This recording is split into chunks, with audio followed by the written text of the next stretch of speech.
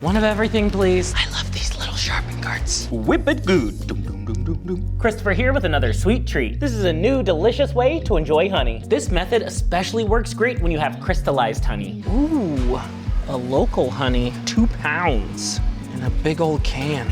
Look at this raw honey, raw, unfiltered. We're basically gonna turn our honey into whipped honey, which is kind of like raw honey. Well, at least it's like the same color. This method works best if you have a stand mixer and a whisk attachment. Let's start out with about a cup of honey. This honey's moving as fast as molasses in July. Now this takes some time. We're gonna whip for about 20 minutes. For whipped honey, the goal is to incorporate a lot of air so it's light and fluffy. It's only been a few minutes, but we can already see things are changing color. And while that timer's counting down, I'm gonna check out some comments. I got a whole lot of comments to go through.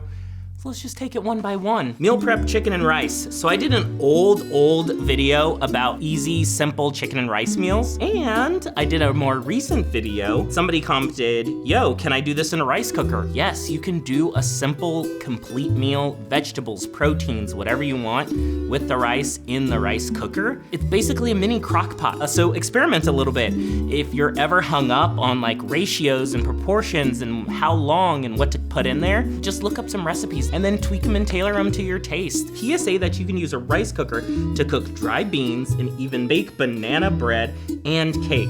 I definitely need to try this. Thank you for that suggestion. Can this be done in an Instant Pot? Yes, it can. The tricky thing with Instant Pots is the different times and settings, so you may want to check your Instant Pot guide. What I love about things like multi-cookers or Instant Pots is they are a rice cooker, a pressure cooker. They have multiple settings. Yeah, try it out. Power down, and you can really smell that honey. Depending on your honey, you may wanna go an extra 10 minutes. What you're looking for is a light pale color and a creamy consistency. Smooth like honey. At this point, you can even enhance your honey with additional flavors, like cinnamon or cayenne pepper. You know I like things spicy. And if you're going vanilla, use the whole bean pods or vanilla paste. You'll wanna avoid that extra liquid from vanilla extract. And this just gets stored in a clean, airtight container. You know I love a mason jar. Kinda looks like tahini or a creamy peanut butter, and it smells so good. That's delicious. It tastes like the lightest, sweetest candy you've had. It has that honey flavor, but it's so creamy and super decadent. Who knew? Just honey, whipping some air in it could really change how it tastes. It's so creamy! And just store this at room temperature. Whipped honey is light and spreadable, great for coffee, tea, desserts, pancakes, toast, you name it. Have fun, go wild.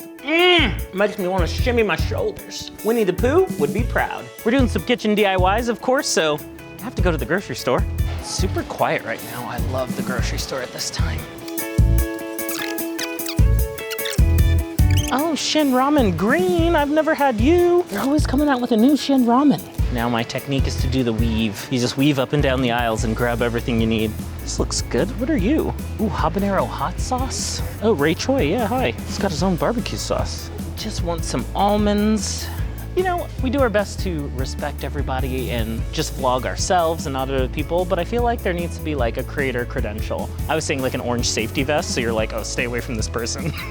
Maybe I'll just make my own. Caution, maybe vlogging. If you have milk that's moving close to its expiration, this is how to use up that dairy. Let's make farm cheese. It just takes regular whole milk to make your own fresh farm cheese right at home. If you have milk that's about to go bad, this is a great recipe to use it up. And if you intend to make your own fresh farm cheese, make sure you get the best quality milk you can. Let's start by heating our milk up in a heavy pot over medium heat. We want to bring this up to a gentle simmer, a bunch of tiny bubbles, and give it a stir every once in a while to prevent scalding on the bottom. An instant read thermometer helps here. We want to get the liquid up to about 190. It only takes an acid like vinegar or lemon to create a reaction that makes cheese. Load up on some citrus for cooking and cleaning. Feel like I'm cleaning as much with lemon as much as I'm cooking with it. This is some healthy, pretty lemons today. We're working with about a gallon of milk and we'll need a half a cup of vinegar. Cut the heat and watch the magic. Gently stir, and those curds should be forming. Now I've made fresh mozzarella before. This is a very similar process, but so much easier. The best part is it's just 2 ingredients that you probably already have at home. Let this sit off the heat for about 10 to 15 minutes. Once some thick curds form, we're about ready. After all these videos, I'm finally using cheesecloth to make cheese. I feel like I pick up a cheesecloth every time I'm here because I either use it or forget where it is. If you don't have cheesecloth, try a clean, thin linen towel. For this next part, you can use a strainer or a colander. Ready for the big pour. So curdy. We made a hefty portion of cheese. I'm just gonna let the excess liquid drain out. Be a little careful, the liquid may still be hot. Now, you can just add a little bit of salt. Get that incorporated. Reform our cheese. There's a little more liquid in there. Now, let this cool and set in the refrigerator until firm. You can even mix in some chopped fresh herbs. You may be asking, I went to the nursery and got a whole bunch of fresh herbs as plants. Are they still alive? Sadly, they are not. I went away for a week and the herbs died. Your farm cheese is gonna be similar to ricotta and cottage cheese, just with a much firmer texture. Now you can tell your family and friends, you know how to make cheese. Little touch of salt and some pepper. Fresh, creamy, a little salty, so good. How to make the best grilled cheese sandwich. You lost me with the mayo. I'm not the biggest mayo fan. I only like mayo in certain occasions. If you don't like mayo for the texture, grilling it gets rid of that. If you don't like mayo for the flavor, grilling it with the cheese kind of gets rid of it. So give it a try. There's nothing like a comforting bowl of ramen. You got the gross kind of ramen. The best is Marishon. I don't discriminate against my ramen noodles. Use whatever noodles you want. A packaged noodle is a packaged noodle. Easy crock pot chili. These 2 cracks of pepper were completely pointless. A lot of times for video, what you see on camera is not actually the full thing. So if you want more pepper in yours, please add more pepper. If you want less pepper in there, please put less pepper. Do you find that butter burns too easy when you're cooking? This is how you increase the smoke point of butter. For clarified butter, start with a good quality butter. I like Kerrygold. All you need to do is warm it up, looking for a medium-low heat. The goal here, melt it without burning it. I like to keep that temp pretty low until it's all liquefied. This process doesn't take too long, but it requires a little patience and keeping a close eye. As it melts, keep everything you need close by, like a slotted spoon, a bowl for the milk solids, a mesh strainer and some cheesecloth, and a container for your final product. For clarified butter, we want to evaporate any water and remove any milk solids. Small bubbles means we're at the right temperature. All that steam's escaping, and the solid white are all the milk fats. Use your slotted spoon to start scooping those away. I find it a little easier to just use a regular spoon. This is our clarified butter. Most of these milk fats are removed and the bubbling slowed down. Kind of like popcorn, when the bubbling slows down, you know it's ready. Now carefully and slowly drain that final butter. This is a technique anybody can learn, no fancy culinary degree required. Let this cool completely before capping. This will give you that great butter flavor, but at a higher smoke point, so that means you can saute and sear. Ghee and clarified butter are very similar. And if you're still curious, ghee is a type of clarified butter with a slightly different flavor profile. And making your own clarified butter can be more affordable than store-bought. You can use this just like oil in cooking, it's great in sauces, and even dipping your seafood, of course. How are you gonna use your butter?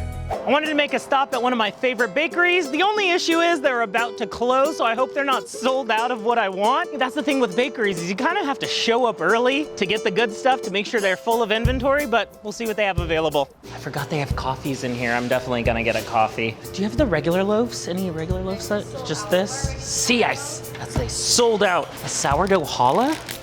I'm gonna try this. I'm definitely gonna pick up these. Brioche buns look good, the rolls. But this was made with a little bit of honey in it. Yeah. Sure, let me try it then. Since you're sold out of the other ones, let's try something new. Espresso machine's down.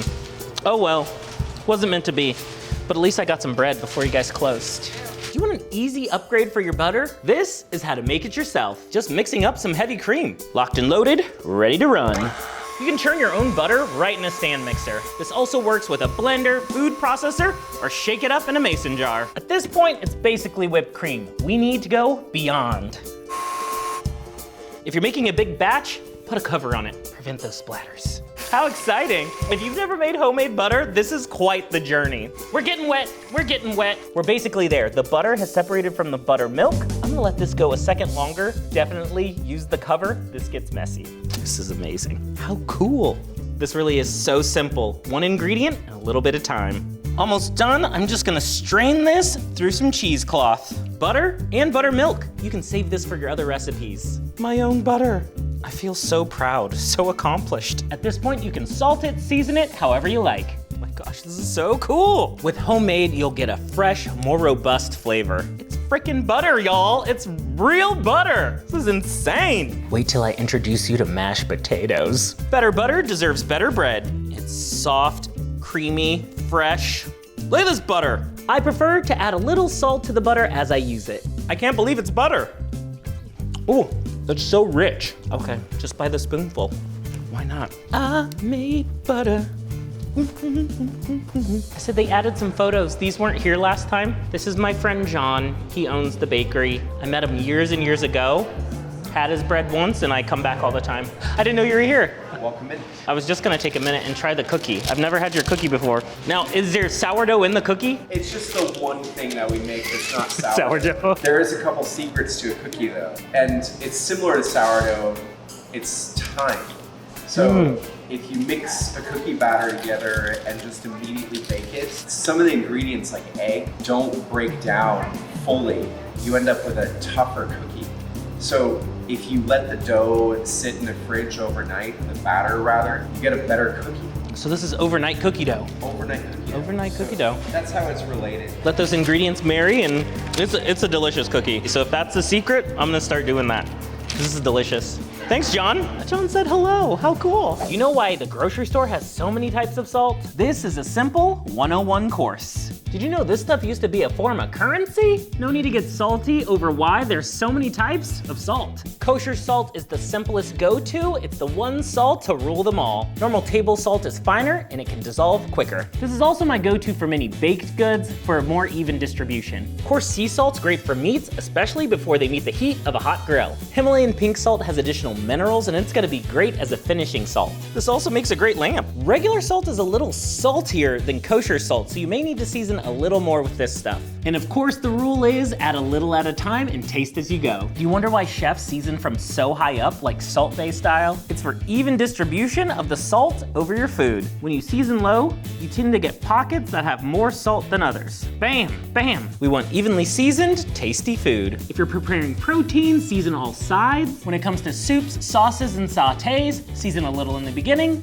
a little in the middle, and a little at the end. So keep some tasting spoons on hand to check your flavor. If you're using blends that contain salt, be careful to not over-season. This is my great staff of Kender. Now you're a seasoned professional. Class dismissed. Multi-purpose kitchen heroes. I hate really specific kitchen tools that I'll only use once. These are some great tips. Yes, same here. I love a kitchen tool that can do multiple things, not just one thing. Those specialty gadgets, especially the avocado tools, I feel like those to me are the most annoying. It's just like, it's just used to cut an avocado, like just use a knife. Anyways, my rant aside, I have limited drawer and cabinet space. I have limited room to just have gadgets and stuff, so perfect. These are kitchen equipment, not tools. Both are synonymous, equipment, tools, all the same. Bro, who needs anything to squeeze lemons? You just use your hands. True, you can just use your hands. These are the most essential tools in the kitchen. I use the tong method because you really do get a lot more juice. The tongs can squeeze out more than your hands. If you got super strong hands, go with you. These are also great techniques. A lot of people have dexterity problems, or maybe you're older, don't have enough strength in your hands. Try a tool that can give you that extra leverage. Do you have certain recipes that overwhelm your house with aroma? This is how to get your home smelling good again. We're making an odor-fighting simmer pot, not a steam facial. And this isn't about wasting fresh ingredients. You can actually use used ingredients. Save your juiced lemons in the fridge and add them to your pot. Any produce that's past its prime, add it in. I like really fragrant spices like cloves, cinnamon, and even star anise. I buy these in the bulk section so they're super affordable, and clean up that cabinet and use up expired spices. I think they're out of what I wanted. We'll get some cloves. I love getting just like the bulk packs because it's so much cheaper than the jarred name brand stuff. But it looks like the star anise is out, and so is the cinnamon. Even save your citrus peel and add those in. I even like to add a touch of vanilla. My parents have a lemon tree, so there's no shortage of citrus. Even if you have some older aromatic tea bags, add that in. Because of all those citrus oils, I've seen people cool and strain this and use it as a natural cleaner. A fresh smelling home, or I could have just baked cookies. What do you have in your kitchen for your simmer pot? Problem solved. When your cookies burn and your oven is a mess, don't you worry, friend, the fix is effortless. I'm the problem solver, I got all the tricks all around the house, just watch me fix it. I'm the problem solver. Problem solved. If your stain is tricky, I'll get it resolved. From the kitchen to the bathroom, you know who to call. Cleaning tips and cooking tricks, I'll solve it all. Problem solved. Yeah.